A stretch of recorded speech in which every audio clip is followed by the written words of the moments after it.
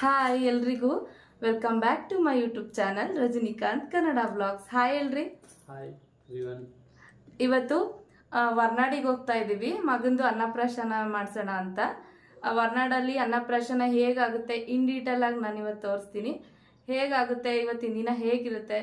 ಇವತ್ತು ಗುರುವಾರ ನಾವು ಹೊರಡ್ತಿರೋದು. ನಾಳೆ ಶುಕ್ರವಾರ ಅವ್ನಿಗೆ ಅನ್ನಪ್ರಾಶನ ಆಗುತ್ತೆ. ಮುಂಚೆನೆ ಹೋಗೋಣ ಅಂತ ಪ್ಲ್ಯಾನ್ ಮಾಡ್ಕೊಂಡು ಹೋಗ್ತಿರೋದು.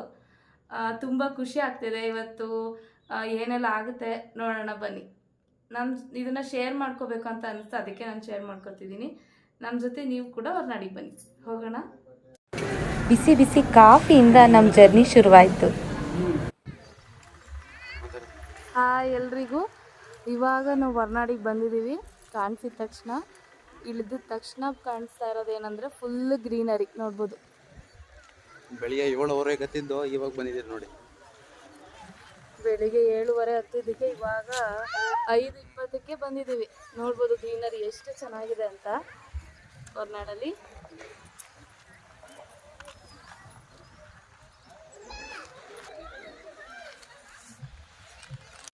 ಜರ್ನಿ ಮಾಡ್ತಾ ಖಂಡಿತ ಆಯಾಸ ಆಗಿತ್ತು. ಆದರೆ ಈ ಪ್ರಕೃತಿ ಸೌಂದರ್ಯ ನೋಡ್ತಾ ನೋಡ್ತಾ ನಮ್ಮ ಆಯಾಸ ಎಲ್ಲ ಮರ್ತೇ ಹೋಯಿತು. ಈಗ ರೂಮ್ ಹುಡುಕ್ಬೇಕು ಅಂತ ನೋಡ್ತಾ ಇದ್ದೀವಿ. ಆದರೆ ಇವತ್ತೇ ಜಾತ್ರೆ ಇದೆ, ರೂಮ್ ಸಿಗೋದು ಡೌಟ್ ಅನ್ನಿಸ್ತಿದೆ. ಇವಾಗ ರೂಮಿಗೆ ಬಂದು ಫ್ರೆಶ್ ಅಪ್ ಆದ್ವಿ. ನೋಡ್ಬೋದು ಇವಾಗ ರೂಮ್ ಫ್ರೆಶ್ ಅಪ್ ಆಗಿ ಈಗ ಹೊರಡ್ತಾ ಇದ್ದೀವಿ ಹೊರನಾಡ ಅನ್ನಪೂರ್ಣೇಶ್ವರಿ ತಾಯಿನ ದರ್ಶನ ಮಾಡೋದಕ್ಕೆ ಅಂತ. ಇದು ನಾವು ಬಂದಿರೋ ರೂಮ್ ಬಂದು ಭಕ್ತ ನಿವಾಸ ಅಂತ. ಇಲ್ಲಿ ಬಂದು ರೂಮ್ ಮಾಡಿದ್ದೀವಿ. ಈಗ ರೂಮ್ ಮಾಡಿ ಹೋಗೋಣ ಬನ್ನಿ. ರೂಮ್ ಸಿಗೋದು ಡೌಟ್ ಅಂತ ಅನ್ಸಿದ್ರು ಸದ್ಯ ಒಳ್ಳೆ ರೂಮೇ ಸಿಕ್ತು ನಮಗೆ. ಈಗ ಫ್ರೆಶ್ ಅಪ್ ಆಗಿ ದೇವಸ್ಥಾನಕ್ಕೆ ಹೊರಟಿದ್ದೀವಿ. ಅನ್ನಪೂರ್ಣೆ ಸದಾಪೂರ್ಣೆ ಶಂಕರ ಪ್ರಾಣವಲ್ಲಭೆ ಜ್ಞಾನ ಸೌಭಾಗ್ಯ ಸಿದ್ಧ್ಯರ್ಥಂ ಭಿಕ್ಷಾನ್ ದೇಹಿ ಚ ಪಾರ್ವತಿ. ನೀವು ನೋಡ್ತಿರ್ಬೋದು ಇವತ್ತು ಎಂಥ ಒಳ್ಳೆ ದಿನ ಅಂತಂದರೆ ನಮಗೆ ಗೊತ್ತಿಲ್ಲ, ಅನ್ಎಕ್ಸ್ಪೆಕ್ಟೆಡ್ಡಾಗಿ ನಾವು ಬಂದಿದ್ದು. ಎಷ್ಟು ಚೆನ್ನಾಗಿತ್ತು ಅಂದರೆ ಇವತ್ತಿನ ದಿನ ತಾಯಿಗೆ ವಿಶೇಷವಾದ ಪೂಜೆ, ಹೋಮ, ಹವನ ಮತ್ತು ತೇರು ಕೂಡ ಇತ್ತು. ಎಲ್ಲ ಕಡೆ ನೋಡಿದ್ರೆ ಹಚ್ಚ ಹಸಿರಿನ ಮಧ್ಯದಲ್ಲಿ ಎಲ್ಲಿ ನೋಡಿದ್ರೂ ಬೆಳಕಿನ ಈ ದೀಪಗಳು ಪ್ರಜ್ವಲಿಸ್ತಿದ್ವು. ಒಂದು ಕ್ಷಣ ನನಗನ್ಸಿದ್ದೇನೆಂದರೆ ಭೂಮಿ ಮೇಲೆ ಸ್ವರ್ಗನೇ ಇಳಿದಿದೆ ಅಂತ. ಯಾಕಂದರೆ ನೀವೇ ನೋಡ್ತಿರ್ಬೋದು, ಎಲ್ಲಿ ನೋಡಿದ್ರೂ ದೀಪಗಳು, ಎಲ್ಲಿ ನೋಡಿದ್ರೂ ಪ್ರಜ್ವಲಿಸ್ತಿದೆ. ಜೊತೆಗೆ ಎಲ್ಲಿ ನೋಡಿದ್ರೂ ಹಚ್ಚ ಹಸಿರು, ಆ ತಂಗಾಳಿ. ಅಬ್ಬಾ, ನೋಡ್ತಿದ್ರೆ ನೀವೇ ನೋಡಿ ಆ ತಾಯಿ ಹೇಗೆ ಹೂವಿನಿಂದ ಅಲಂಕಾರ ಮಾಡಿದ್ದಾರೆ ಅಂತ. ಎಂಟ್ರೆನ್ಸಿಂದ ಗರ್ಭಗುಡಿ ಒಳಗಡೆವರೆಗೂ ತಾಯಿಗೆ ಹೂವಿನಿಂದನೇ ಅಲಂಕಾರ ಆಗಿತ್ತು, ದೀಪಗಳಿಂದ ಅಲಂಕಾರ ಆಗಿತ್ತು. ಜೊತೆಗೆ ಅಮ್ಮನವ್ರನ್ನ ನೋಡೋದಕ್ಕಂತೂ 2 ಕಣ್ಣು ಸಾಲಲ್ಲ, ಅಷ್ಟು ಅದ್ಭುತವಾಗಿ ಅಮ್ಮನವ್ರು ಕಾಣಿಸ್ತಿದ್ರು. ನೀವು ನೋಡ್ತಿರ್ಬೋದು, ಇದು ಚಿಕ್ಕ ತೇರು, ಇದನ್ನು ಕೂಡ ಹೂವಿನಿಂದ ಅಲಂಕಾರ ಮಾಡಿದ್ರು.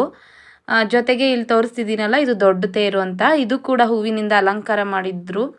ಸೊ ಅಮ್ಮನ ಅನುಗ್ರಹ ಆಗಲಿ ಎಲ್ರಿಗೂ. ಇದ್ರ ಜೊತೆ ನಾವು ನೋಡೋದ್ರ ಜೊತೆ ನೀವು ನೋಡ್ತಿದ್ದೀರಾ. ನಮ್ಮೆಲ್ರಿಗೂ ಈ ಭಾಗ್ಯ ಸಿಕ್ಕಿದೆ, ಈ ತಾಯಿಯ ಈ ತೇರನ್ನ ದರ್ಶನ ಮಾಡೋ ಸೌಭಾಗ್ಯ. ಪೂರ್ತಿ ವಿಡಿಯೋ ನೋಡಿ. ತಾಯಿಯ ಉತ್ಸವ, ದೀಪಾಲಂಕಾರ ಮತ್ತು ಹೂವಿನ ಅಲಂಕಾರ, ಜಾತ್ರೆಯ ಅಟ್ಮಾಸ್ಫಿಯರ್, ಜೊತೆಗೆ ನನ್ನ ಮುದ್ದಿನ ಮಗನ ಅನ್ನಪ್ರಾಶನ ಹೇಗಾಯಿತು ಇದ್ರ ಬಗ್ಗೆ ಇನ್ ಡೀಟೇಲ್ ಆಗಿ ಈ ಪೂರ್ತಿ ವಿಡಿಯೋದಲ್ಲಿದೆ. ದಯವಿಟ್ಟು ವಿಡಿಯೋ ಪೂರ್ತಿ ನೋಡಿ, ಅಮ್ಮನ ಅನುಗ್ರಹಕ್ಕೆ ಪಾತ್ರರಾಗಿ. ಹೊರನಾಡಿನ ಪ್ರಾಮುಖ್ಯತೆ, ಅನ್ನಪೂರ್ಣೇಶ್ವರಿಯ ಮಹಿಮೆ ಬಗ್ಗೆ ನಾನು ಹೇಳ್ತಾ ಹೋಗ್ತೀನಿ. ನೀವು ತಾಯಿಯ ಉತ್ಸವ ಎಲ್ಲ ಬರುತ್ತೆ, ನೋಡ್ತಾ ಹೋಗಿ. ಹೊರನಾಡು ಕರ್ನಾಟಕದ ಪಶ್ಚಿಮ ಘಟ್ಟಗಳ ದಟ್ಟವಾದ ಕಾಡುಗಳ ಕಣಿವೆಗಳ ಪ್ರದೇಶದಲ್ಲಿದೆ. ಇದು ಭದ್ರಾ ನದಿಯ ದಡದಲ್ಲಿದೆ. ಮತ್ತು 8ನೇ ಶತಮಾನದಲ್ಲಿ ಅಗಸ್ತ್ಯ ಮುನಿಗಳು ಇಲ್ಲಿ ಅನ್ನಪೂರ್ಣ ದೇವಿಯ ಮೂರ್ತಿಯನ್ನು ಸ್ಥಾಪಿಸಿದ್ರಂತೆ. ದಂತಕಥೆಯ ಪ್ರಕಾರ ಈ ತಾಯಿ ನೆಲೆಸಲು ಕಾರಣ ಏನಂದರೆ ಹಲವಾರು ದಂತಕಥೆಗಳಿದ್ವೆ. ಅದರಲ್ಲಿ ನಾನು ಒಂದನ್ನು ಇವತ್ತು ಬ್ರೀಫಾಗಿ ಹೇಳ್ತೀನಿ. ಶಿವನು ಬ್ರಹ್ಮದೇವರ ಶಿರಚ್ಛೇದನ ಮಾಡ್ತಾನೆ. ಆಗ ಬ್ರಹ್ಮನ ತಲೆಬುರುಡೆಯು ಶಿವನ ಕೈಗೆ ಅಂಟ್ಕೊಳ್ಳುತ್ತೆ.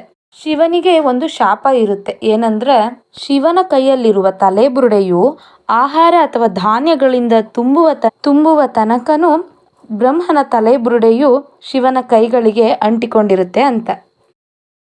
ಹೀಗಿರುವಾಗ ಶಿವನು ಎಲ್ಲೆಡೆ ಹೋಗಿ ಆಹಾರ ಕೇಳಿದ್ರೂ ತಲೆಬುರುಡೆ ತುಂಬೋದೇ ಇಲ್ಲ.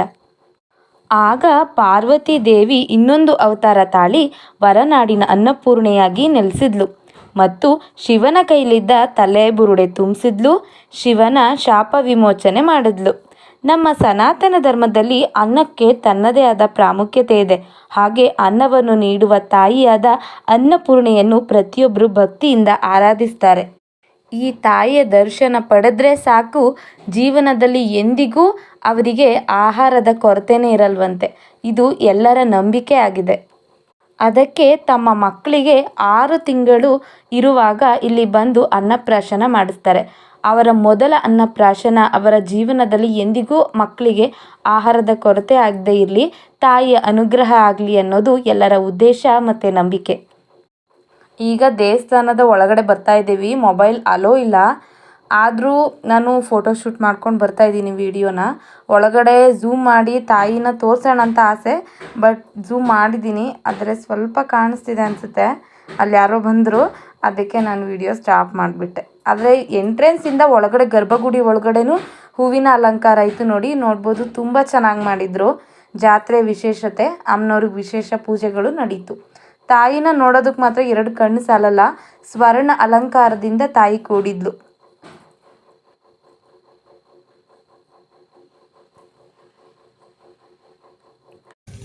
ಜಾತ್ರೆ ಅಂದರೆ ಗೊತ್ತಲ್ಲ, ಈ ಥರ ಎಲ್ಲ ಇತ್ತು. ಆಟ ಆಡೋದು, ಮಕ್ಕಳೆಲ್ಲ ಎಂಜಾಯ್ ಮಾಡಿ ಆಟ ಆಡ್ತಾಯಿದ್ರು. ನನ್ನ ಮಗ ಇನ್ನೂ ಸಣ್ಣವನಿದ್ದ, 6 ತಿಂಗಳಿದ್ದ, ಅವ್ನಿಗೇನು ಗೊತ್ತಾಗಲ್ಲ. ಬಟ್ ಆದರೂ ಸುಮ್ಮನೆ ತೋರಿಸ್ಕೊಂಡು ಬರೋಣ ಅಂತ ಬಂದಿದ್ವಿ. ನೋಡ್ತಿದ್ದ, ಬಟ್ ಅದ್ರ ಮೇಲೆಲ್ಲ ಕೂರ್ಸೋಕ್ಕಾಗಲಿಲ್ಲ. ಬೇಡ, ಇನ್ನೊಂದು ಸ್ವಲ್ಪ ದೊಡ್ಡವನಾಗಲಿ ಅಂದ್ಬಿಟ್ಟು ಇದೆಲ್ಲ ತೋರಿಸ್ಕೊಂಡು ಹಾಗೆ ಬಂದ್ವಿ. ನೋಡ್ತಿರ್ಬೋದು, ಎಲ್ಲ ಎಂಜಾಯ್ ಮಾಡ್ತಿದ್ದಾರೆ ಮಕ್ಕಳೆಲ್ಲ ಆಟ ಆಡ್ಕೊಂಡು.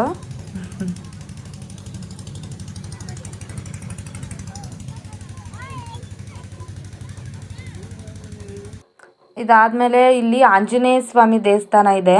ಇಲ್ಲಿ ಉತ್ಸವ ಮೂರ್ತಿಯನ್ನು ಪಕ್ಕದಲ್ಲಿ 2 ಗುಡಿ ಇದೆ. ಒಂದು ಆಂಜನೇಯ ಸ್ವಾಮಿ ಇತ್ತು, ಪಕ್ಕದಲ್ಲಿ ಇನ್ನೊಂದು ಗುಡಿ ಇತ್ತು. ಅಲ್ಲಿ ಉತ್ಸವ ಮೂರ್ತಿಯನ್ನು ಇಟ್ಟು ಪೂಜೆ ಮಾಡ್ತಾಯಿದ್ರು, ವಿಶೇಷ ಪೂಜೆ ನಡೀತಿತ್ತು.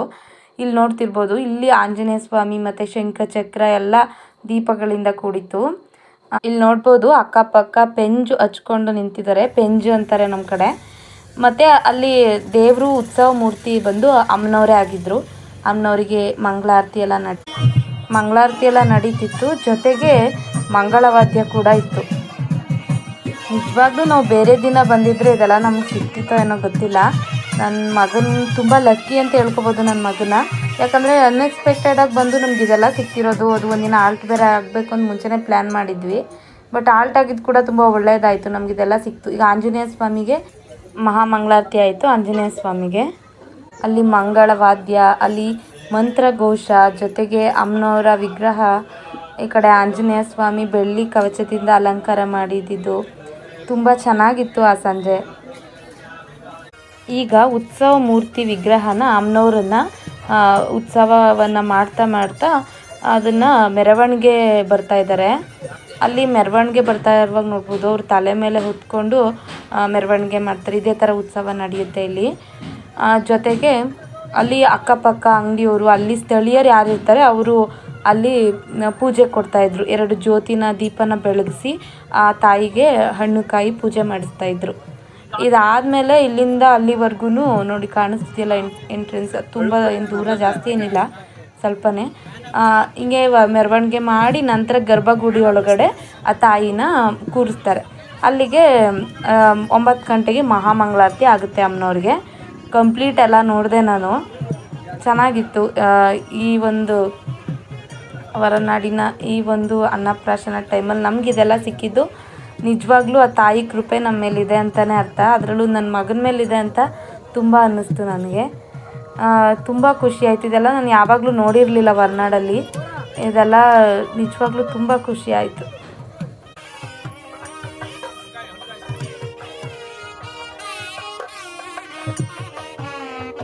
ನನ್ನ ಮಗನೂ ಇನ್ನೂ ಮಲಗಿರಲಿಲ್ಲ, ಎದ್ದೇ ಇದ್ದ. ಬರ್ತಾಯಿದ್ದಾನೆ ನೋಡಿ, ಅಲ್ಲಿ ಅವರಪ್ಪ ಕರ್ಕೊಂಡು ಬರ್ತಿದ್ದಾರೆ. ಅದೆಲ್ಲ ನೋಡ್ತಾ ಇದ್ದ. ಮೇಲೆ ಬೆಳಕು, ಆ ವಾದ್ಯ ಏನಿದು ಅಂತ ಎಲ್ಲನೂ ನೋಡ್ತಿದ್ದ. ಒಂಚೂರು ಗಲಾಟೆ ಮಾಡಲಿಲ್ಲ, ಆರಾಮ್ಸೆ ಇದ್ದ. ಎಲ್ಲವನ್ನ ನೋಡಿ ಕೊನೆಗೆ 9-9:30 ಮಹಾಮಂಗಳಾರತಿ ಆಯಿತು.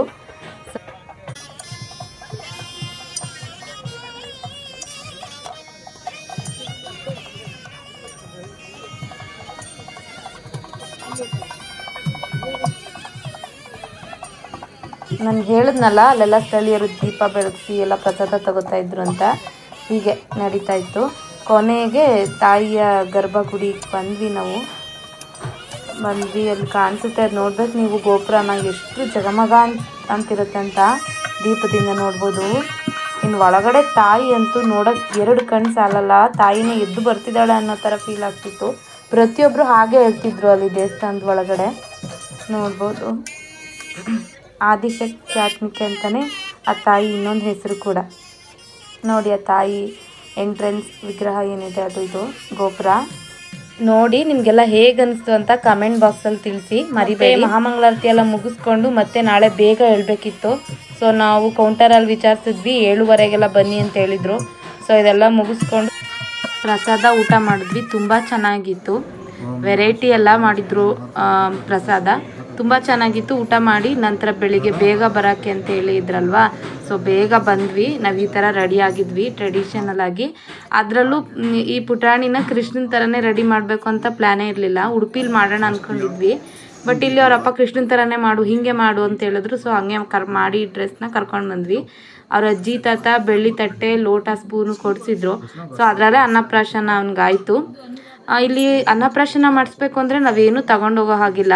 ಟಿಕೆಟ್ ಬಂದು 250 ರೂಪಾಯಿ ಇರುತ್ತೆ, 250 ಇರುತ್ತೆ ಅಷ್ಟೇ.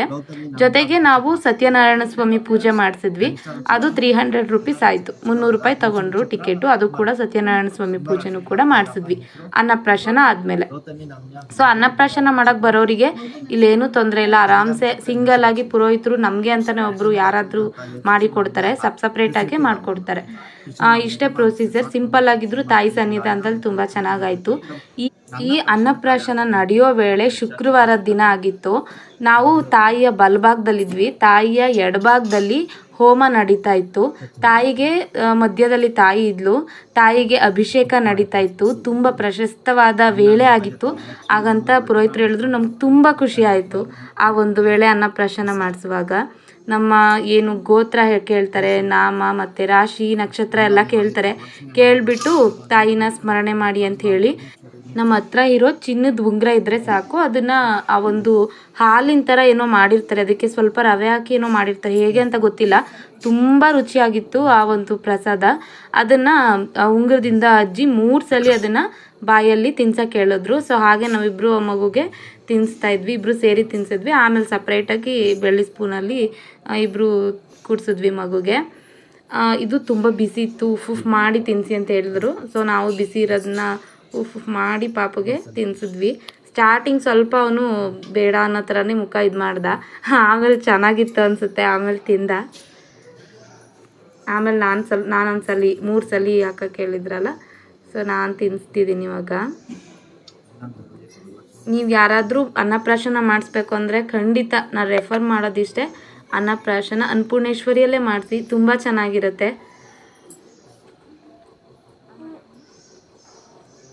ಸತ್ಯನಾರಾಯಣ ಸ್ವಾಮಿ ಪೂಜೆ ಕೂಡ ಆಯಿತು. ಅದು ಸ್ವಲ್ಪ ವಿಡಿಯೋ ಮಾಡ್ಕೊಂಡಿದ್ದೀನಿ. ಈ ವಿಡಿಯೋ ಎಲ್ಲ ಅಲೋ ಇರಲಿಲ್ಲ, ನಾನು ರಿಕ್ವೆಸ್ಟ್ ಮಾಡಿ ಪುರೋಹಿತರ ಹತ್ರ ಕೇಳಿಕೊಂಡೆ. ಇದು ಲೈಫ್ ಲಾಂಗ್ ಮೆಮೊರೇಬಲ್ ಒಂದು ಮೂಮೆಂಟ್, ದಯವಿಟ್ಟು ಇದು ನಮ್ಗೆ ಅವಕಾಶ ಮಾಡಿಕೊಡಿ ಅಂತ ಕೇಳೋದಕ್ಕೆ ಪಾಪ ಅವರು ಅವಕಾಶ ಮಾಡಿಕೊಟ್ರು. ಇದೆಲ್ಲ ವಿಡಿಯೋ ಮಾಡೋಂಗಾಯಿತು, ಇದನ್ನು ನಿಮ್ಮ ಜೊತೆ ಶೇರ್ ಮಾಡ್ಕೊಳ್ಳೋಂಗಾಯಿತು. ಸೊ ಕೊನೆಗೆ ಅವರು ಆಶೀರ್ವಾದ ಮಾಡಿ ನಮಗೆ ಪ್ರಸಾದನ ಕೊಡ್ತಾರೆ. ಅದು ಅಷ್ಟು ಒಂದು ಕುಡಿಯೋಲ್ಲ, ಒಂದು ಸ್ವಲ್ಪ ಒಂದು ತಿನ್ನಿಸ್ಬಿಟ್ಟು ಆಮೇಲೆ ನಾವೇ ಕುಡಿದ್ವಿ. ತುಂಬ ಚೆನ್ನಾಗಿತ್ತು. ಈಗ ಪ್ರಾರ್ಥನೆ ಮಾಡ್ತಿದ್ದೀವಿ, ತಾಯಿಯನ್ನು ನೆನೆಸ್ಕೊಂಡು ಅಕ್ಷತೆ ಕೊಟ್ಟಿರ್ತಾರಲ್ಲ ಅದನ್ನು ಮತ್ತೆ ಅಲ್ಲಿಗೆ ಹಾಕಿ ತಾಯಿನ ಪ್ರಾರ್ಥನೆ ಮಾಡ್ತಿದ್ದೀವಿ. ಹೇಗೆ ಕಾಣಿಸ್ತಿದ್ದಾನೆ ನನ್ನ ಮಗ ಕೃಷ್ಣನ ಡ್ರೆಸ್ಸಲ್ಲಿ? ಕಾಮೆಂಟ್ ಬಾಕ್ಸಲ್ಲಿ ಕಮೆಂಟ್ ಮಾಡೋದಂತೂ ಮರಿಬೇಡಿ. ಇಷ್ಟೆಲ್ಲ ಪ್ರೊಸೀಜರ್ ಆಯಿತು, ತುಂಬ ಖುಷಿ ಆಯಿತು. ನಾವು ಮನೇಲಿ ಮಾಡಿಸಿದ್ರೆ ಇಷ್ಟು ಖುಷಿ ಆಗ್ತಿತ್ತೋ ಏನೋ ಗೊತ್ತಿಲ್ಲ. ಅಲ್ಲಿ ಹೋಗಿ ಬಂದಮೇಲೆ ಮನಸ್ಸಿಗೂ ಏನೋ ಒಂಥರ ನೆಮ್ಮದಿ ಅನ್ನಿಸ್ತು, ಮನಸ್ಸಿಗೆ ಏನೋ ಒಂಥರ ಖುಷಿ ಅನ್ನಿಸ್ತು. ಅಲ್ಲಿ ಹೋಗಿ ಬಂದಮೇಲೆ ನನ್ನ ಮಗನೂ ಆ್ಯಕ್ಟಿವ್ ಆಗಿದ್ದಾನೆ, ತುಂಬ ಆ್ಯಕ್ಟಿವ್ ಅನ್ನಿಸ್ತಿದ್ದಾನೆ. ಇವಾಗ ಅವ್ರ ಅಪ್ಪ ತಿನ್ನಿಸ್ತಿದ್ದಾರೆ ಬೆಳ್ಳಿ ಸ್ಪೂನಲ್ಲಿ. ಅವ್ರ ಅಜ್ಜಿ ತಾತ ಆಸೆ ಇತ್ತಲ್ಲ ಅದನ್ನು ನೆರವೇರಿಸ್ತಿದ್ದಾರೆ. ಜೊತೆಗೆ ನಾನು ಕೂಡ ತಿನ್ನಿಸ್ತಾ ಇದ್ದೀನಿ ಬೆಳ್ಳಿ ಸ್ಪೂನಲ್ಲಿ. ಇವನು ಕೃಷ್ಣನ ಡ್ರೆಸ್ ಮಾಡಿರೋದ್ರಿಂದ ಅಲ್ಲಿರೋ ಪ್ರತಿಯೊಬ್ಬರು ಭಕ್ತಾದಿಗಳು ಇವನನ್ನು ಎತ್ಕೊಳ್ಳೋದು, ಇವನನ್ನು ಮುದ್ದು ಮಾಡಿ ಹೋಗ್ತಿದ್ರು, ಹಾಯ್ ಹೇಳಿ ಮಾತಾಡಿಸಿ ಹೋಗ್ತಿದ್ರು, ಹೇ ಬಾಲಕೃಷ್ಣ ಅಂತ ಹೇಳಿ ಹೋಗ್ತಿದ್ರು. ತುಂಬ ಖುಷಿ ಆಗ್ತಿತ್ತು. ಎಲ್ಲರೂ ಇವನ್ನ ಮಾತಾಡಿಸಿದ್ದು ಮತ್ತು ಎಲ್ಲರ ಬ್ಲೆಸ್ಸಿಂಗ್ಸ್ ಇವನಿಗೆ ಸಿಕ್ಕಿದ್ದು ನಂಗೆ ತುಂಬ ಖುಷಿ ಆಯಿತು.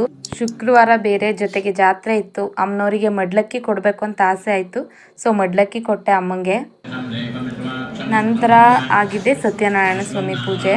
11:45ಗೆ ಸತ್ಯನಾರಾಯಣ ಸ್ವಾಮಿ ಪೂಜೆ ಶುರುವಾಯಿತು. ಕೊನೆಗೆ 1 ಗಂಟೆಗೆಲ್ಲ ಮುಗೀತು.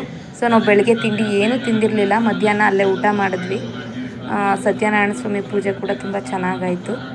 ಮತ್ತು ಇನ್ನೊಂದು ನಾನು ಹೇಳಲೇಬೇಕು, ಶುಕ್ರವಾರ ಅಲ್ಲಿ ಸತ್ಯನಾರಾಯಣ ಸ್ವಾಮಿ ಪೂಜೆ ಆಗಿದ್ದು, ನಾವು ರಿಟರ್ನ್ ಮನೆಗೆ ಬಂದಿದ್ದು ಸಂಡೇ ಭಾನುವಾರ.